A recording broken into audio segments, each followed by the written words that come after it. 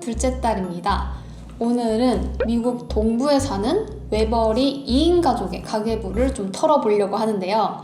제가 작년에 미시간에 살 때 한 번 가계부 영상을 찍은 적이 있었는데 이렇게 메릴랜드로 넘어와서는 한 번도 찍은 적이 없더라고요. 근데 이제 이사를 와서 소비 구조도 많이 좀 바뀌었고 요즘에 진짜 미국 물가도 많이 오르고 또 환율도 올랐잖아요. 그래서 다시 한번 비교해보면 재밌겠다 싶어서 이렇게 카메라를 켰습니다. DM도 많이 오고 댓글로도 또 많이 물어보세요. 얼마 벌면은 괜찮을까요? 뭐 그런 것들 많이 물어보시는데 이게 사람마다 씀씀이가 다 다르잖아요. 비용 같은 거는 정말 지역에 따라서도 완전히 달라지는 부분이기 때문에 미시간에 있을 때랑 지금이랑 좀 많이 달라진 것 같아요. 앞으로도 더 달라질 것 같고, 그래서 이렇게 기록 차원에서 한번 남겨보도록 하겠습니다. 이렇게 아이패드에 이번에도 정리를 해왔고요. 총 7가지로 정리를 해봤어요. 고정비, 장보기, 외식비, 생필품비, 그리고 선물비, 일시적인 고정비, 그리고 예상치 못한 지출. 이렇게 7가지로 정리를 해서 하나씩 말씀드리도록 하겠습니다.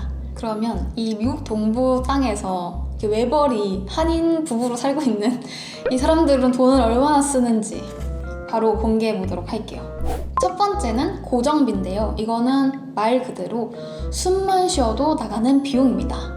제일 첫 번째로 가장 돈이 많이 나가는 게 집세인데 지금 살고 있는 집이 $1,660 정도 내고 있어요. 그래서 한국 돈으로 바꾸면 한 215만 원 정도를 내고 있는데 이게 또 함정인 게 뭐냐면 제가 이 1,660불에 살고 있는 이 집이 지금 진짜 싸게 들어온 집이고요. 지금 동네 시세 그리고 같은 아파트의 다른 호수를 검색해보면 저희 집보다 훨씬 작은 집이 한 2,100불, 2,200불 정도 합니다. 그래서 지금 살고 있는 집은 내년까지만 이 비용으로 누릴 수가 있어요. 이제 그 계약이 끝나면은 제가 다른 동네를 가거나 아니면 이쪽 주변에 다른 아파트를 구해야 되는데 그러면 아마 정말 최소 2,100불은 내야 되거든요. 그래서 지금보다 한 60만 원이 내년에는 더 올라갈 예정이고요. 그거는 내년에 이사 갈 때 또 말씀드리도록 할게요. 그리고 여기는 주차비가 있어요. 220불을 내는데 거의 30만 원 돈을 내고 있는 거거든요. 근데 여기가 미시간에 있을 때는 주차비가 없었어요. 그리고 주차도 엄청 자유로웠어요. 어디 이게 다운타운에 놀러 가도 주차에 스트레스는 없었는데 여기는 워싱턴 DC에 가까운 메릴랜드여가지고 어디를 가나 주차비를 내고 아파트 렌트를 할 때도 늘 주차비가 따라 붙더라고요. 그래서 미시간에 살 때랑은 많이 다른 점인 것 같아요. 그리고 나머지 뭐 관리비, 인터넷, 뭐 기름값, 전기세, 그리고 남편 핸드폰비 이렇게 내고 있고요. 그리고 구독하는 게 몇 가지가 있어요. 첫 번째는 넷플릭스, 그리고 두 번째 남편 애플 클라우드, 그리고 전자책 구독하고 있고 CVS 멤버십이라고 해가지고 요거를 구독을 하고 있습니다. 넷플릭스는 사실 한국에 있을 때 열심히 보다가 구독을 끊었었어요. 근데 기묘한 이야기 시즌4가 나오면서 다시 결제를 하게 됐고요. 그냥 결제한 김에 열심히 재밌게 보고 있습니다. 영어 공부하는 겸 해가지고 그냥 자막을 다 지우고 영어로 막 계속 틀어놓고 있어요. 아무튼 그런 식으로 넷플릭스를 활용하고 있고, 그리고 CVS 멤버십이라는 게 있는데 이게 CVS가 뭐냐면 뭐 화장품이나 식품이나 약 같은 거를 같이 판매하는 뭐라고 해야 되지? 편의점이라고 해야 되나? 약국이 딸려있는 편의점 같은 그런 느낌의 가게예요. 근데 5불 내고 멤버십 구독을 하면은 매달 10불씩 그 포인트가 나거든요. 그래서 아주 잘 활용하고 있습니다. 그래서 이렇게 쭉 다 해가지고 총 고정비가 $2,221.5입니다.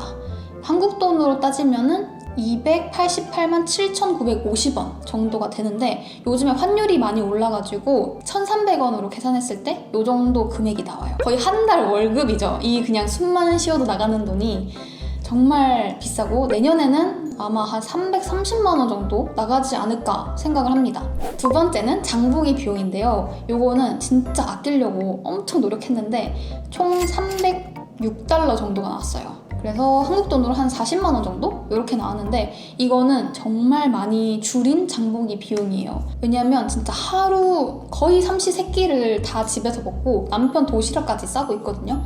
그래서 예전에는 마트 같은 데 가면은 막 이것저것 많이 샀었는데 지금은 딱 그 메모장에 적어놓고 정말 필요한 것만 사고 이제 추가적으로 사는 거는 한 5불에서 10불 내외로 이렇게 하나씩만 삽니다. 그래서 장보기 비용은 생각보다 이번 달에 좀 덜 들어간 것 같아요. 다음으로 세 번째는 외식 비용인데 이게 총 해가지고 323.28달러, 그래서 한국 돈으로 한 42만 원 정도 지출을 했습니다. 7월 7일이 미국 온 지 딱 1주년 되는 날이어서 그때 스시 테이크아웃을 한 번 했고, 그리고 장 보고 돌아올 때 배고파가지고 햄버거 테이크아웃을 한 3번 정도 했거든요. 그렇게 남편이랑 저랑 쓴 돈은 딱 거기까지고, 나머지는 이제 친구들 만날 때 이렇게 밖에서 외식하거나 밖에 나가서 카페 갔을 때 썼던 돈이에요. 보통 여기서 외식을 한번 하러 나가면은 거의 1인당 30불, 40불 정도는 쓰는 것 같거든요. 근데 이게 막 팬시하고 엄청 멋있는 레스토랑에 그만큼 쓰는 게 아니라 진짜 감자탕 하나 먹으러 갔다가 아니면 그냥 일본 라면 한 그릇 먹었는데 이런 돈이 나와요. 물론 한국이랑 시급을 비교하면 미국이 훨씬 높긴 하지만 그거를 좀 고려한다고 해도 제 생각에는 외식 비용이 좀 비싼 것 같아요. 아무래도 팁도 내야 되고 그러니까. 그래서 7월 달에는 남편이랑 둘이 나가서 외식한 적이 단 한 번도 없습니다. 친구들 만날 때는 그래도 소셜 네트워킹 해줘야 되잖아요. 같이 이제 뭐 나만 안 먹을 순 없잖아요. 그래서 그렇게 외식을 좀 했고요. 그래서 3-4번 정도 테이크아웃을 했고, 나가서 먹은 건 3번 정도 되거든요. 근데 이 비용이 320불이잖아요. 근데 장보기 비용이 아까 한 달 내내 쓴 게 306불이면은 이게 어마어마하게 차이가 난다는 게 좀 느껴지시나요? 외식해서 한 5끼? 6끼? 이렇게 먹었는데 장보기 비용으로는 한 40-50끼 정도를 만드는 그런 비용이니까 확실히 외식 비용이 많이 차이가 난다, 그런 생각이 듭니다. 그래서 이게 바로 제가 외식을 잘 안 하는 이유입니다. 팁으로 나가는 돈도 되게 무시할 수가 없겠더라고요. 그래서 이제 뭐 먹고 싶은 거 있으면은 그냥 테이크아웃 해가지고 집에서 먹거나 보통은 이렇게 다 만들어 먹는 편이에요. 다음 4번째는 생필품 비용인데요. 요거는 175불 정도 썼습니다. 그래서 뭐 세제나 샴푸나 쓰레기 봉투, 뭐 전구, 잉크 이런 걸로 사용을 했고요. 이런 생필품들은 그때그때 맨날 바뀌잖아요. 그래서 뭔가 내가 줄여야지 해도 안 줄여지는 것 같아요. 7월 달에 산 물품을 이제 8월 달에 다시 사는 일은 거의 없긴 한데, 또 막 갑자기 휴지가 떨어진다든지 맨날 품목이 바뀌어가면서 한 달마다 이렇게 생필품을 채워야 되는 때가 오더라고요. 보통 그래서 한 달에 100불에서 200불 정도는 나가는 것 같아요. 5번째는 선물 비용인데요. 이거는 정리를 하다가 깜짝 놀란 그런 비용입니다. 총 452.71달러, 한국 돈으로 거의 한 60만 원 정도 썼더라고요. 그래서 보니까 이제 7월 달에 유독 좀 저희가 사람을 많이 만나고 집들이 초대를 많이 받았어요. 그래서 일단 교회 나간 지가 얼마 안 됐으니까 이제 새로 만나는 사람들마다 집들이 초대를 하는 거예요. 그래서 이렇게 집 초대를 받으면은 집들이 선물 해야 되잖아요.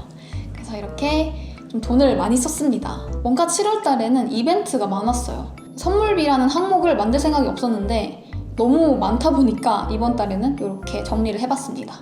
7월 달에 웬만한 집들이나 이제 친구들을 많이 만났기 때문에 이 8월 달부터는 이 비용이 많이 줄어들 것 같아요. 정말 다행이죠. 그 다음 6번째. 6번째는 고정비긴 한데 매달 나가는 건 아니고 일시적인 고정비예요. 그래서 차 보험이랑 제 핸드폰 비가 나갔는데, 자동차 보험은 6개월에 한 번씩 이렇게 결제를 하고 있고요. 제 핸드폰 같은 경우에는 1년에 한 번씩 이렇게 1년치를 결제하는 그런 방식이에요. 그래서 자동차 보험 비용은 647달러 썼고, 제 핸드폰 비는 300불인데 뭐 텍스 이런 거 붙어가지고 318불 정도 썼습니다. 그래서 7월 달에 나간 일시적인 이런 고정비가 125만 원 정도 썼더라고요. 근데 이거 자체 금액은 다른 사람들에 비해서는 적게 내는 것 같아요. 차 보험료도 좀 저렴한 편이고 핸드폰 비용도 거의 한 달에 한 25불, 26불 정도 내는 수준이어가지고 이 비용 자체가 비싼 건 아니었고요. 아무튼 근데 7월 달에 훅 나가는 돈이어가지고 약간 타격이긴 했습니다. 그리고 마지막으로 7번째. 요거는 예상치 못한 지출인데요. 정말 예상치 못했어요.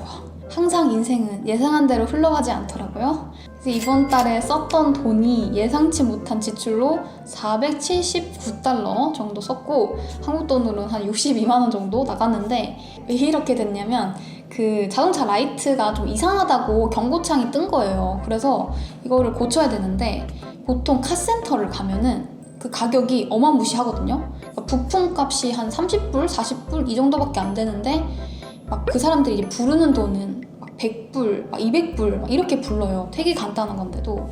그래서 남편이 이제 유튜브 보면서 할 수 있겠다 해가지고 이제 바꾸겠다고 했어요. 그리고 남편이 되게 잘 바꾸거든요. 그래서 이제 믿고 맡겼는데 이 남편이 문제가 아니라 저희 자동차가 문제였던 거예요. 그 중고차가 너무 오래돼가지고 살짝 건드렸는데 그냥 다 뽀개져 버린 거예요. 그래가지고 너무 깜짝 놀라서 진짜 멍하니 있다가 결국에는 부품을 아예 싹 다 새로 사가지고 이렇게 교체를 하게 되었습니다. 하필 7월 달에 이제 일시적인 고정비가 한 100만 원 정도 나간다는 거는 이미 알고 있었으니까 쇼핑을 정말 자제하고 장 보는 것도 좀 줄이고 엄청 조심하고 있었거든요. 근데 이렇게 정말 예상치 못한 지출이 와장창 나가가지고 저희 가계부는 망해버리고 말았습니다. 그래서 이렇게 7가지 비용을 총 더하면요 4,923.99달러, 한국 돈으로 640만 원 정도를 지출했습니다. 뿌이 약간 랩해야 될 것 같은데 거의 막 플렉스 하는 느낌이에요. 여기에 이제 교회 헌금 그리고 한국에서 또 고정비가 있잖아요. 그런 거를 이제 더하면은 월급이 초과되는 거예요. 그래서 7월 달은 정말 변수가 많았던 달이었고 제가 메릴랜드에 이사 온 이후로 가장 많이 지출을 한 그런 달인 것 같아요. 그래서 이번 8월 달에는 정말 허리띠를 더 졸라매고 있고요. 조금이라도 이제 7월 달을 좀 만회해보고자 노력을 하고 있습니다. 8월 달에는 일단 선물 비용 줄어들 예정이고요. 그리고 일시적인 고정비도 이번 달은 코스트코 1년 결제? 이런 거밖에 없을 것 같고 그리고 예상치 못한 지출 아직까지는 없었거든요. 그래서 이런 거에서 많이 줄어들 예정이니까 이것만 해도 거의 2,000불 정도 되더라고요. 그래서 최대한 이렇게 절약을 했을 때는 얼마 정도까지 절약할 수 있는지 이런 것도 나중에 한번 영상으로 찍어보도록 하겠습니다. 영상 댓글이나 DM으로 이제 미국 출국을 앞두고 있는데 얼마 정도 벌어야 살 수 있을까요? 아니면 생활비 얼마 정도 쓰세요? 막 이런 식으로 질문을 많이 받았어요. 그래서 오늘 영상이 좀 도움이 되셨길 바라고요. 하지만 말씀드렸다시피 매달 이렇게 쓰는 건 아니고요. 요 7월달이 정말 어마무시한 달이었습니다. 근데 이렇게 뭐 예상치 못한 지출이 나갈 때도 있고 이렇게 뭐 집들이 초대받아가지고 선물 막 사다 보니까 돈을 많이 쓰기도 하고 그렇기도 하더라고요. 그래서 뭔가 제 예상과 많이 달라지긴 했는데 앞으로는 조금 더 계획적인 그런 가계부를 보여드리도록 하겠습니다. 그러면 오늘 영상이 도움이 되셨길 바라면서 전 또 다음 영상으로 찾아오도록 할게요. 오늘도 영상 봐주셔서 너무너무 감사드리고 그럼 우리 다음 영상에서 또 만나요. 안녕! 또 궁금한 거 있으면 댓글 꼭 많이 남겨주세요. 안녕!